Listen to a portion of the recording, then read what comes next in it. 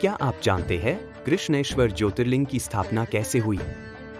ज्योतिर्लिंग series के इस part में हम जानेंगे कृष्णेश्वर ज्योतिर्लिंग की स्थापना कैसे हुई। कृष्णेश्वर ज्योतिर्लिंग, जो आज महाराष्ट्र में एलोरा की गुफा के पास स्थित है।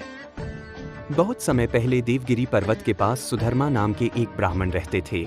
उनकी पत्नी का नाम था सुदेहा। दोनों भगवान शिव के महान भक्त थे, लेकिन उन्हें संतान सुख प्राप्त नहीं हुआ था। समय बीतता गया और संतान न होने के कारण सुदेहा बहुत दुखी रहने लगीं। एक दिन उन्होंने अपने पति से कहा कि वे उनकी छोटी बहन घुष्मा से विवाह कर लें ताकि घर में संतान का सुख आ सके। पत्नी की अनुमति से सुधर्मा ने घुष्मा से विवाह किया। घुष्मा भगवान शिव की अत्यंत महान भक्त थीं। वे प्रतिदिन 101 शिवलिंग बनाकर उनकी पूजा करतीं और फिर उन्हें पास के जलाशय में विसर्जित कर देती थीं। कुछ समय बाद भगवान शिव की कृपा से घुष्मा को एक पुत्र की प्राप्ति हुई, लेकिन यह देखकर सुदेहा के मन में ईर्ष्या उत्पन्न हो गई। ईर्ष्या के कारण एक रात सुदेहा ने उस बालक की हत्या कर दी और उसके शरीर को उसी जलाशय में फेंक दिया। अगली सुबह जब सबको यह पता चला तो पूरे घर में शोक छा गया, लेकिन घुष्मा का विश्वास भगवान शिव पर अटूट था। उन्होंने अपने दैनिक नियम के अनुसार फिर से शिवलिंग बनाकर पूजा की और उन्हें जलाशय में विसर्जित करने चली गई।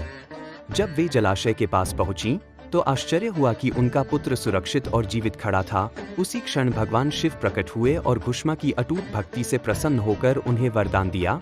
भगवान शिव सुदेहा को दंड देना चाहते थे, लेकिन घुष्मा ने विनती की कि उन्हें क्षमा कर दिया जाए। घुष्मा की करुणा और भक्ति देखकर भगवान शिव अत्यंत प्रसन्न हुए। तब भगवान शिव ने उसी स्थान पर घुष्मेश्वर या कृष्णेश्वर ज्योतिर्लिंग के रूप में स्थापित होने का वरदान दिया। तब से यह स्थान भगवान शिव की करुणा और भक्त की अटूट श्रद्धा का प्रतीक बन गया। आज भी लाखों भक्त कृष्णेश्वर मंदिर में दर्शन करने आते हैं और भगवान शिव का आशीर्वाद प्राप्त करते हैं। अब यह पवित्र ज्योतिर्लिंग श्रृंखला यहीं पूर्ण होती है, लेकिन हमारी आध्यात्मिक यात्रा अभी समाप्त नहीं हुई है। अगली श्रृंखला आप किस विषय पर देखना चाहेंगे? कमेंट में जरूर बताइए। ऐसी और अद्भुत कथाओं के लिए ज्ञान गाथा को लाइक, शेयर और सब्सक्राइब करें।